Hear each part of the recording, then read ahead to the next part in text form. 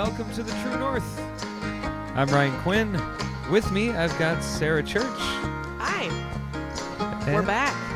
We are. Another beautiful Wednesday at Agonic Brewing Company, downtown Rice Lake, 17C East Messenger Street. Did I get that right, Sarah? You did this time. Very proud of you. Oh, good. Oh, good. So, last time we talked, where were we at here? We had just wrapped up kind of the Christmas holiday. Yep. The New Year's holiday was behind us, and now we're 17 days into the new year. And I don't know about you, but I'm getting kind of bored. I'm getting kind of bored. Elaborate? Well, all last year, I was really busy with live music and things, and then we went directly into the holidays, and now it's been 17 days without things. Oh, okay, yeah, I could totally see that. There's nothing for Mercats right now. Yeah. I'm at a loss. But you know what I did do? I went for a drive. Where'd you go? Where didn't I go is the question. One of those kind of drives, huh? Yeah, it was like a 3-day drive, but I had to come home in between. I needed something to do. For 3 days, I just found a place. I just hopped in the vehicle, and away I went. Huh. And I went all over the place. But you know where my favorite place is? No, where's that? Just east of Rice Lake. It's I'm not going to tell you exactly where it is or what it is right now. I'll tell you a little bit later. Okay. But it's just east of Rice Lake, and it offers so much in the way of adventure, mystery, danger. Oh boy, This is a guessing game. I'm clueless. Clueless. But do you, before I get to it, do you spend any time meandering around the Blue Hills at all? Yeah, so I actually, and are you referring to like the Blue Hills area kind of between, like Birchwood and Exland, or are you meaning kind of outward? Yeah, I guess Blue Hills, right, would technically kind of be... Yeah, the reason I ask is some people, they say Blue Hills, but they mean like hiking in the Blue Hills, not just driving through it. Yeah, I guess when I think of the Blue Hills, like, that Birchwood, Exland area, and then up over to Bruce, and a little bit beyond that. Yeah, so I actually grew up in a town called Couteret. Sure. Yeah, it's a town of 88. It's a complete sneeze dot on a map. Dot. You blink and you're through it kind of thing, but I loved it because it was out in the middle of nowhere. But really, we did do a lot, especially when I was in high school and could finally drive. A lot of cruising around the Blue Hills and just kind of taking in the beauty of the area and stuff. And I really encourage, young people to do that. Like, just put the cell phone down and drive around northern Wisconsin and just see some of the sites that it has to offer, because that is definitely something I feel like we take for granted, I haven't done a whole lot of traveling, if you will. Like far traveling? Yeah. And seeing places that aren't Wisconsin. But the few places that I have gone, like I had a job interview once in Iowa. What? Yeah. For what? I did a radio gig. Oh, right on. Morning show on a country station. Well, that's good. What? Yeah. Would have been a good time. Yeah. Yeah, a request show at that. So, Iowa doesn't have a whole lot, right? No. Like that's pretty flat land there. I went to Arizona this last year for the first time on a big airplane. Just because? Stephanie's family, extended family, is there. Oh, neat. And she had met them when she was real little, but never as an adult. So we went and met the family and had a good time. That's cool. But one thing that I noticed about anywhere that's not here is the lack of hills. Yeah.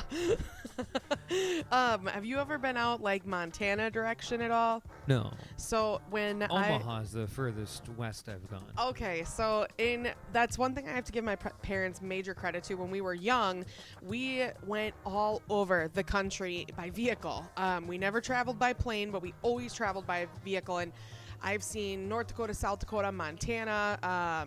Oh gosh, there's a long list of states we've seen. But yeah, we would travel kind of the countryside and, go for days on end, sometimes a week. And I will never forget going to Montana. I had to be like 13, 14. And as a Wisconsinite, my whole life, you would look out your window and you could see, this sounds so cliche, but miles, and the sky, and the sky had never looked bigger. Like, it sounds so silly, but, when you're surrounded by trees and things, you clear those away and the sky is massive. Right. That was one of my favorite places, I think, to see for that reason, just because, we have so many hills, we have trees. Yes, there are lots of trees and lakes. And lakes. We've got more lakes than Minnesota. Really? Yeah, they got 10,000. And how many we have? 15,000. Oh, I didn't know that. See, you learn something new every day. Well, that's because we're better than Minnesota. That's not true. We're equally, Yes, it is. we're equally delightful, and we are unique and great in our own special ways. Just like all of the humans. You're a much better person than me. You're going to ruin my reputation. One of the other things that I think you touched on, you take for granted about this area is both, there's a lot of trees, there's a lot of hills. When you describe it like that, it's like it's nothing but trees and hills, but it's actually fairly diverse. Because at the foot of all of the hills, there's cornfields. Yeah. And sometimes a city or a village or a town. And there's a certain culture about the Midwest that's I've always kind of enjoyed. Yeah, I would definitely say one thing I really love about where we are, and again, this is going to sound really corny and cliche, but I don't know that I'd be me if I wasn't, is how just kind people can be, just to one another, like that kind of growing up with the taking care of your neighbor and looking out for other people and things like that. You start a conversation with a stranger at the gas station. Yeah. Like that kind of place. And that's something myself being kind of a very happy individual, I really enjoy. I said culture around here, and immediately I kind of, I don't know if froze is the right word, but I was like, well, that might imply like our dive bar culture or our supper clubs, but it's more than just that too. It's more than that, but that does encompass that as well. Yeah. I mean, you can go to the supper club and the dive bar, and you're probably going to be greeted the same. Yeah, and that was one thing too. I think the older I got, that I was kind of intrigued by anytime I would go to the bar, because when you're young and in college and stuff, we did a lot of like house parties and things. But the older I got, we started actually like going to the bar and sitting down and having a beer. And I really didn't realize kind of the camaraderie in northern Wisconsin dive bars. Really, you can when you're young, especially. Bars, you party and get real wild. Wisconsin bars, though, and I guess this might not be the same elsewhere, but you can belly up at 4 or 5 o'clock in the afternoon, and you don't have any plans to get wasted, right? Yeah. You just they got good burgers, so you go there, you get a beer, you have a burger, and like you said, the camaraderie there.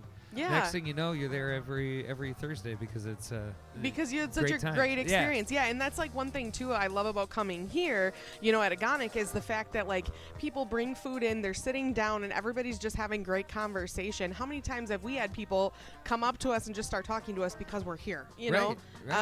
Which I think they never is just share their food with me. No, me neither. What is that? I see you with your pizza. I can smell you with your pizza. Yeah, you see us sitting here, I just... I will eat your pizza. Watch out. I'm like a dog or a cat. I got a cat that's, I don't know, like in the terrible twos. It's a kitten. All right. And so it goes through these phases of being annoying in different ways. Like you break it of one habit, it starts the next. And the current habit is eating whatever human food is barely left unattended. And by barely, I mean like, you notice that the remote was on the other side of the couch, so you lean over. You don't even get up to go get it. You lean over and grab it, and by the time you lean back, the cat's eating your pizza. Wait, so now, because this is a kind of a difference between you and I, you have exclusively cats inside, correct? For pets? There are 3 cats. 3. Inside the house. One of them comes and goes as she pleases. Okay, yes, because we have the 3 dogs, our little dogs inside our house, but we used to have an indoor cat back when we lived in Coudray, and I vaguely remember what that life was like. Sure. You know, but it was always interesting to me when you talk about your cats and stuff, because my cats now, we have 2 of them, but they're outdoor cats, you know, so they Sure. have a doggy door in the garage and they've got a heating pad out there. They live very nicely, you know, but we don't have them inside anymore. So like one thing I forgot that cats do is jump up on the table. Oh, yeah. I forgot about that. And so a That's friend a of mine thing. was telling me, yeah, she's like, oh, well, my cat constantly is on the table and counter. And I'm like, oh, yeah, they do that. I forgot about that. And you can't break them of it either. No, Once they what are decide you that they're gonna supposed to do? Shock collar them? Cats do what they want, man. They make up their own rules. I got a shock collar. Why? I had a hard time waking up in the morning. That would be a you thing. I swear that would be a you thing to do, I won't too. use the shock setting, though. I will not. I'm not a dog. And it's not actually a collar. It's a watch. It goes around your wrist. And I did try the shock setting because, you know, I wanted to see what it was all about. Yeah. No, ain't going to do it. Not a good time? So growing up, I had like a bunch of abdominal issues. I'm kind of a medical mystery for anybody that doesn't know me personally. But when I was little, I had like abdominal issues. So they prescribed a TENS unit, which is like an electroshock therapy, essentially. Yeah. It's a little, unit, and it hooks up with these pads on you. And I was supposed to use it on my abdomen. Well, my older brother thought it'd be really cool to test it on his arm. I will never forget it. He put these pads here on his arm, and he cranked both the settings, the vibration and the shock. His hand just sat there twitching like this, and he couldn't make it stop. It was the funniest thing ever. Well, that's the thing about this watch, right? Like, the idea is it also tracks your sleep. Oh, and, okay. It gives you data about yourself, which is weird. But welcome to the future. And, like, I don't wake up easily, right? So that's why I got the watch. And I just, the shock setting not once appealed to me. But it vibrates and beeps as well. And it comes, like, it pairs with an app on your phone, and you have to do puzzles and math in order to shut off the alarms. What? Yeah. That sounds terrible. It is horrible, and I've been waking up before the alarm, basically since the day I put it out. I'm sure it's like kind of like PTSD, though. You're like remembering all the times you had to quick figure out a math problem to shut the alarm off. It gives you like 16 numbers, and you have to find the one odd number in the group of 16. Well, you're like tired and groggy. Right, and that's the idea. Oh, God. is Nope. It's going to wake you up enough that... I don't think I could do that awake. I really can't, dude. Like, I sit there in the morning just cursing. I'm sure, yeah, trying to get it to stop. And there's another setting where you can get the alarm to stop if you do jumping jacks. What? I'm not going to use that one either. No. Got too old of a house, number one. Like, you start doing jumping jacks, the whole You're going to thing's wake gonna up. shake. And you're going to wake up everybody else in the house, sure. I don't know, though, if you could, like, just flap your arm really fast, if that would count. I wonder, because I feel like it's just going to try to track the motion itself. So you could sit there like a moron and, flail your... Yeah, like a bird trying to fly off with the couch. Yeah. Yeah, but I feel like with the day job that you have, especially, being in radio, like that is something that is kind of a challenge, getting up at like the butt crack of dawn. It's gotten worse over the years. I've been doing this for 10 years. Yeah. And when I first started, really wasn't too big of a deal to wake up at like 5, get to work 5:15, 5:30. Yeah. And before I knew it, I was sleeping past 5:30 and like just scooting in at the very last second and trying to break that habit. Like, I don't know at what point it shifted. I can't trace back to when that happened. But like only the last like 2 out of the 10 years. So like 8 years, I wouldn't say I was perfect, but pretty good track record. Yeah. And then like the last 2 or 3 or so, Just no luck. Really? No luck. And see, for me, like, well, I feel like it's a different comparison, though, because right now I only run the weekend morning show, and I get, like, so stupidly excited to go back into the studio that, like, I'm in bed at 7:30 the night before. Right. And I'm awake and earlier than I need to be. There's been so many mornings I clocked in at 3:45. Did I need to be there that early? No. You were, and you got things done. I was excited, and yeah, but yeah, I do think it's kind of an interesting contrast because, yeah, literally I get so excited to get to go. I read an article, an interview with a program director of a radio station out in California, and she starts her day at 3:30, gets up, gets into the studio around 4:30. Good for her. And yeah, a lot bigger market too. Yeah. So.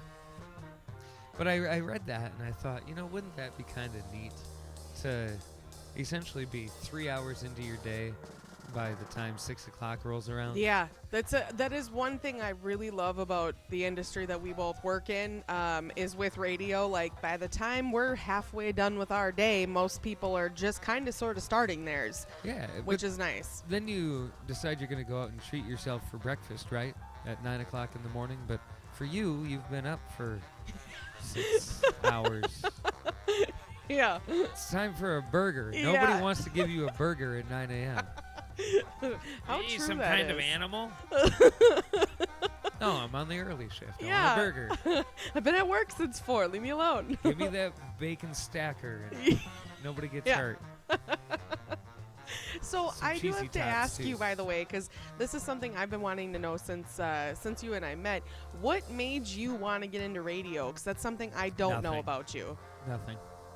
How then did that happen? Because you actually went to school for it. You know what I mean? Because, like, myself, I knew when I was a pipsqueak that I wanted to do it. I was more or less went through most of my life with little to no plan. Surprise. Yeah. Shocker. But I discovered and fell in love with DJing super early in life. Like 16, I started DJing at the skating rink, and then did teen dances on the weekend. And then from there, opened up my own mobile DJ company at 19. Wow. And it was going all right. I figured that maybe I'll go to school and get better behind a microphone, and radio Yeah. school kind of seemed like that would be a way to get better behind a microphone, right? It was that or music production school, and both were about the same price tag, and I just didn't think that many job options would come from music production. Oh, I could see that, especially kind of in this area, if you had Yeah. to look between the two. Sure. And so ended up going to radio school, essentially just to better my voice, and Lord, I needed it. But accidentally fell in love with radio while I was in the process of going to school for it. Got Yeah. an internship at the 16th biggest radio station in the nation, and Wow. got to meet some cool people and some celebrities. The cool people weren't the celebrities. Well, some of the celebrities were kind of cool, but like the industry people that I got to meet in the Yeah. Twin Cities and their philosophies on radio. Because my internship was at iHeart, it was Clear Channel then. That's so Um, cool. There's a bunch of different radio stations all in one building, and you might think, oh, big corporate radio, Yeah. suck all the culture and human out of it, but that wasn't necessary. I mean, most of it, yeah, suck all the human and the culture right out of it, and Yeah. just strip it down to bare bones and commercials. But some of the personalities, especially on like their AAA radio station, were just really interesting characters. And See, it's funny though that you say that, because Mike Bigner was one who said to me a long time ago, when I had first started here, he's like, "Oh, you're gonna find there's all sorts of personalities that you'll see in radio, but all of us at our core have to be a little bit weird to do this job." And that stuck with me for. it's true. It's true. And like every radio person is a stereotypical radio person. Really? Yeah, there's a different stereotype, but every radio person is a stereotypical radio person. Like, you got your sports guys that Yeah. they live and breathe sports. You got your news junkies. You've got, I don't want to call them burnouts, but like, that '70s radio jock, kind of spacey personality. I'd probably fit into that one. I was just about to go Ryan Quinn. And then you got your more straight-laced type of people, and What do I fall into? bubbly as hell. I've met a few like you. All very pleasant people. But no one quite like Sarah C, right? No, right, that's the thing. Everybody's a stereotype, but they're all individuals. Yeah, no, because where I come from with my radio background, like obviously that was a really small market station, and so a lot of your stories and experiences I find crazy interesting because obviously I love what we do and I'm super passionate about it, and I'm one of those people where I find if we talk about it, and like you have people who love what you do talk about it, there's more likely people to be like, oh, maybe that's something I could do, you know? Right. Yeah, because the saying that radio is a dying industry, call me biased, I disagree. There's a difference between dying and bleeding. Bleeding can be saved and stopped. I would even argue that it's less dying and more changing. Yeah, and that's, I think, as long as you're whatever market that you're in is susceptible to change and open to change, I feel like that's just it's a different way to grow, you know? All radio ever has been is a way to communicate thought and story, right? And entertainment, and that comes with story and thoughts, and radio has always just been a vehicle for that over the airwaves. And what constitute over the airwaves? We're doing this podcast. It's live, no different than a radio show, but it's not over the airwaves per se, unless you count Wi-Fi as an airwave. But it's just exchanging of data, and radio is just exchanging of ideas via, air. Yeah. So I think radio is. You'd like to think that over the more than 100 years that radio has been a thing, that maybe it's matured, but I feel like radio is maturing now. It's just starting to mature. I would agree with that statement. It's finding its way. It used to be, radio theater. It used to be dramas and news and things like that. Well, and like legit programs on the radio. Yeah. And you don't get too much of that now. If you have a talk station, chances are 9 times out of 10, ugly white man yelling at the clouds. Yeah. And there's the rare occasion where you get a beautiful, different person yelling at the clouds, but they're all yelling at the clouds. And talk radio now is boring, and I can see why people think that it's dying. Yeah. What people used to get from talk radio are now getting from podcasts. Exactly. The amount of people too, like my friends even, that because obviously I'm still a millennial, but I'm like right at the edge of millennial and Gen Z. A lot of my friends are like, Sarah, I didn't even listen to the radio until you got on it, and I remembered like, oh yeah, there's radio, or they'd be it's free. Yeah, I know. Or they'd be flipping a station and they're like, oh yeah, I was listening to Sirius and thought I'll listen to the local stuff, and I find like the more you talk about it, the more passionate you are about what you do, it actually like not only makes people want to listen, but I really hope it hits other people out there that like think, oh, maybe I could do this, because it's, I don't want to say not hard. It can be a difficult job, but I feel like there's a lot of people out there that could be really good at it and maybe just don't even realize that they'd have a shot. You know what I mean? I would say that radio's not necessarily hard, but it's not hard, but I feel like it's got its own set of challenges, if that makes sense. Yeah, they're not hard necessarily, but... And it's not normal either. No, who goes into a room and talks to a wall by themselves? Like, a sane person, I did that since birth. I came out of the womb talking to walls. But I feel like that's like a really... It can Flopped out on the floor and I said, hello, wall. I'm Ren. Young? But I feel like that in itself, it's like that's a challenge, where you don't think it's going to be a challenge till you're presented in a studio and you're looking at a wall and trying to picture somebody that you're talking to. Do it for 10 years.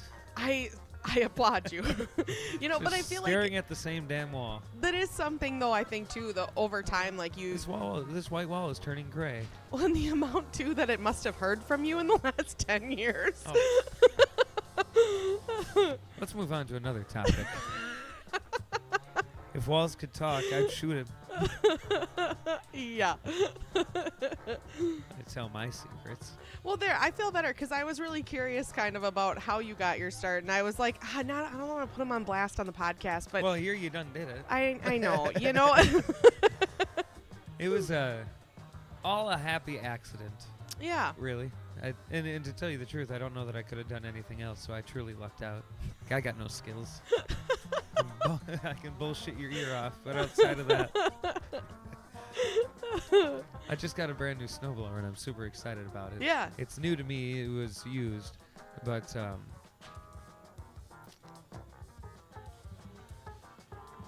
I will say that it's easier than shoveling. Yes.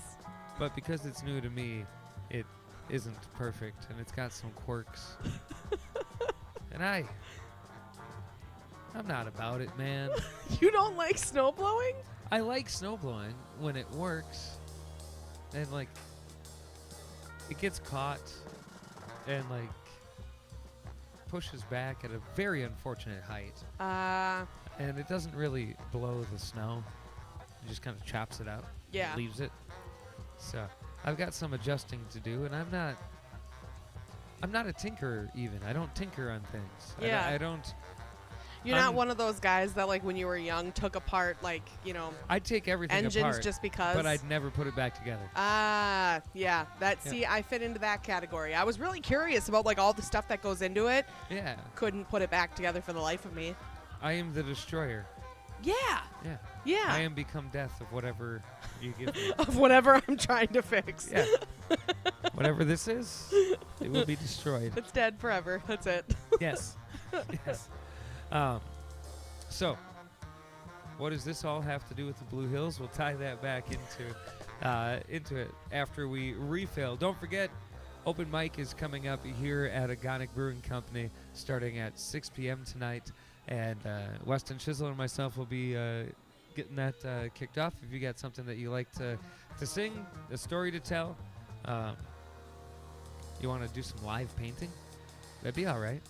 Down There for was the that. lady who did story reading, which was really cool. Yeah. Yeah, story reading. There was some poem people. Yeah, always a fun time. You know, all genres are welcome. So come on down and join us. We'll fill up our cup and be right back with you on True North at Agonic Brewing Company.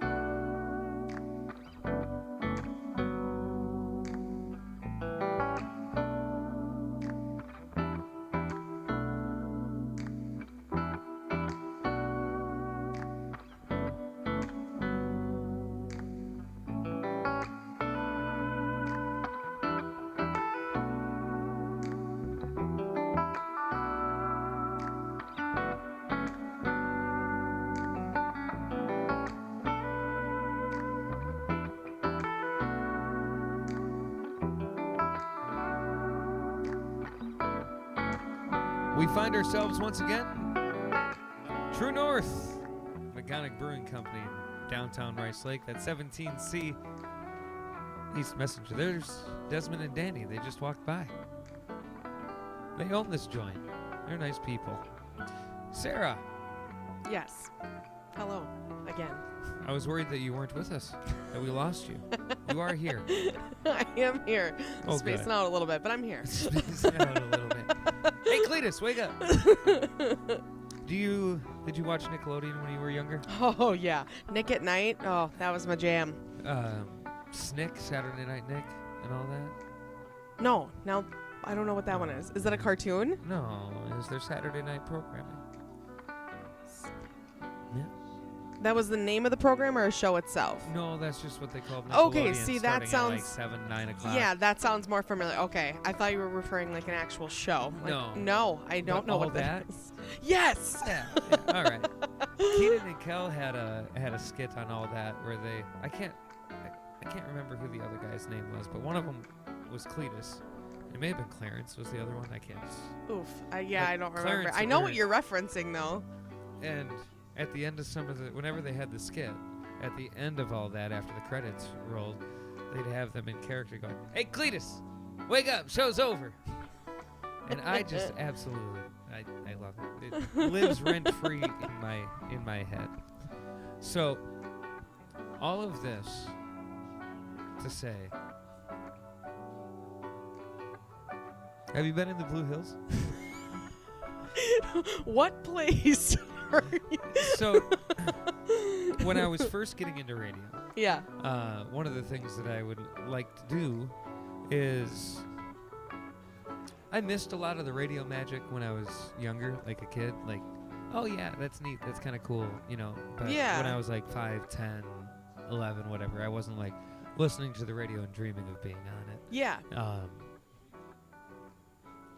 Similar work. I always wanted to be Freddie Mercury, I guess. You and I could not be more different.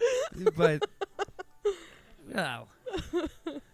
So we, it wasn't until I moved back from my experience in the cities, you know, yeah. going to school for it, and kind of stupidly left my job in the cities. Because I graduated, right? Like, I went to school for radio, got a job in the industry before I graduated. One would think that, you know, just ride that out for as long as you can. But I graduated college and was like, oh, my time here is done. So I left and came back home without any thought on where am I going to work in the industry? What am I going to do next? And, you know, rest is kind of history as I landed where I did, and I've been here ever since.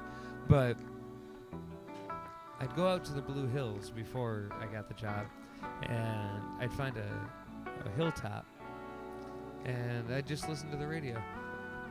Or an MP3 player, as the case would be. It'd depend on if the battery was charged or not. Yes. Those AAAs die quite quickly. The wrapping of the headphone cord so that you can... yeah, make sure it doesn't fly away when you go around a corner. And I'd like listen to AM stations too, especially at night, because they come in a little bit better. You can get AM stations from all sorts of different places. I've listened to like a St. Louis, Missouri radio station just sitting on the hills in the Blue Hills. And, Omaha was another market that I got to listen to, just going through the AM dial. And through my travels, my radio travels, if you will, cruising through the Blue Hills, I discovered a place, and one of my radio mentors, if you will, actually told me about the place after I had discovered it on my own. Now, who's your radio mentor? Michael J. He was a news director for the radio stations in town. Never got to meet him, but I grew up listening to him. He had my job before I had my job, and when he left my job and I took my job, he became our news director and spent 20 years out east in Washington, D.C. at major market experience, and taught me a lot. And he also liked the solitude of the Blue Hills. And so I had discovered this place on my own, and I didn't know what it was or where I was at. And then he had told me about it and told me about all these other things that you can do and see there. And have you ever been to the Murphy Flowage? Yes. Over by Birchwood. Yeah. County Highway F. Yep. Yeah. Turn off of there. And dirt roads go over to Audie Lake, Perch Lake. Yep. And, Yeah. The remote campsites out there are phenomenal. You just Yes. pull up. Beautiful. I mean, cheap as hell, too. And cash. So you can have yourself a really great day. Actually, our senior party was out there. I didn't realize, I had never, as a senior in high school, I hadn't been out to the Murphy Flowage. Wasn't until after I graduated college that I had gone out there on purpose. But looked familiar, despite how drunk I was at the senior party. There's pictures of that. And it was, I'm glad there's pictures because I wouldn't remember a whole lot. Yeah.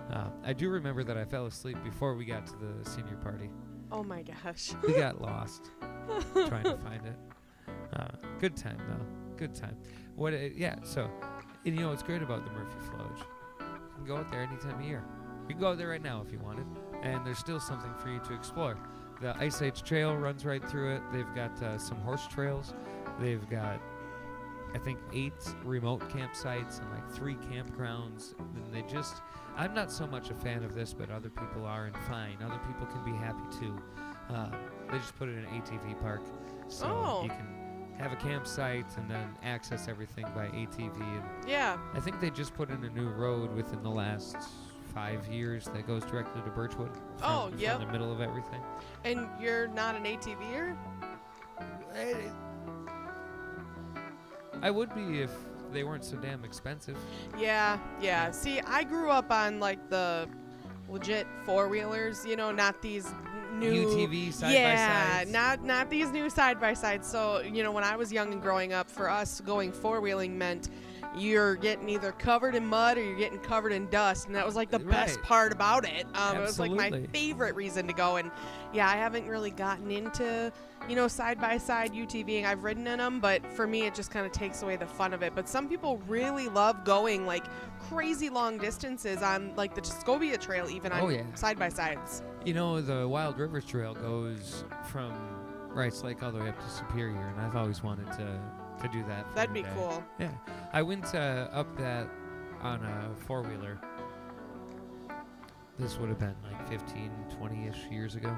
It's 2024. About 15 years ago. And we were between Serona and Serona and Spooner. Okay. I was going to say Shell Lake, but that's really the same. Yeah. Out over there, and we had 2 4-wheelers for 3 guys, and I had somebody on the back of mine. My friend was on his, and we're going along, having a wonderful time, and then we look back, and friend's not there. Dude's gone. Oh, no. What happened to dude? Where's dude? So we pull over and we wait. Still no dude. Oh, no. Dude, where are you? And so we end up going back down the Wild Rivers Trail. I can't remember how far we traveled, but what we saw first were his boots sticking out of the bush. Oh, no. And then we saw the 4-wheeler upside down on top of the bush. Was he okay? Yeah, he was under the bush. Oh, my God. Safe. Like, safe. He had, knocked out, had a concussion. Oh, my gosh. Put him on, called 911, put him on the back of the 4-wheeler that I was on, because we were in the middle of nowhere. Yeah. Ambulance probably could go down the Wild Rivers Trail, but why? Yeah. So we, because we literally had him dangling off the 4-wheeler. Oh my God. So maybe the ambulance should have, but we got him there just fine. Turns out, hit a coyote and flipped the 4-wheeler, and that is such a crazy, and I don't want to say common occurrence, but in regards to motorcycle accidents and ATV accidents in this area, believe it or not, especially if you're a listener and not from here, that's a thing.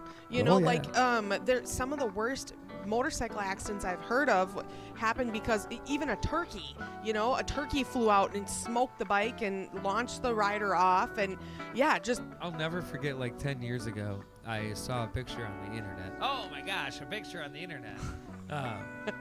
This was believable. It made the news and whatever. Girl was on her way to work in the morning. Turkey flew through her windshield. But it got stuck. So No. there's just this angry, dying turkey head looking her in the face. With the rest of the body, just feathers and all. You had me really nervous for a second because that sentence started out as a way that I hit a turkey one time when I was like, I think this would have had to been like 10 years ago. Yikes. But I was on my way to work, and on County C over, kind of off of 48, I was heading to 48 to go to work at Fastenal when I worked there when I was in college. And I used to drive, fun fact about me, a big camouflage diesel pickup truck that was like an ex-military vehicle.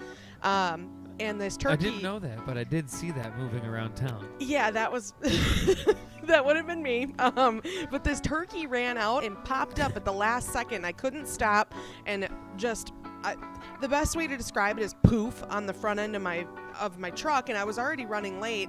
I would hope that a military truck would make a turkey go poof. It did. And I pulled into work, and there was blood and feathers all over the front end of my vehicle. At least there were feathers and not just blood. Yeah, and so it's already a camo truck. I pull in and back up, and my boss, I will never forget it. He got out, and he, just about to walk in the building, and he looks over, and he goes, Chucka, why? What? I saw a turkey, and I thought that, you know what? Today's a good day for him to die. Yeah, I was like, I don't know why you're insinuating I did this on purpose. And he goes, just park the truck out back and hose it down. But it was the way he said it, Just why? Just why? Well, because I knew that you wouldn't approve of me murdering turkeys, so I decided, well, I'm going to murder a turkey. I thought, how could I make myself stand out more in a camouflage pickup truck? I know. Right, let me paint it with turkey blood. Yeah. Paint the town red like Doja Cat. But legit, though, the amount of, people around here that have hit deer, even a coworker of ours actually ended up totaling his car, had a deer run out in front of him. I don't know that I've ever hit a deer. What? Ever? I'm not sure. Knock on some wood. Ooh, okay, so my favorite thing, I have never... I've hit plenty of guardrails. Okay, you and I are different in this regard. I've never formally hit a guardrail, and I've never formally hit a deer, okay? But I have had 2 deer hit the side of my car. They ran straight into the side of my car. So I did not hit the deer. The deer hit me. That happened to my parents' car while I was in it. Oh, no. Was it on your side? Yeah, it was in the front. That's such a terrifying thing, though, when you see it run. People don't talk about that. I was in the back seat, though, so I didn't have to see a whole lot. Oh, okay.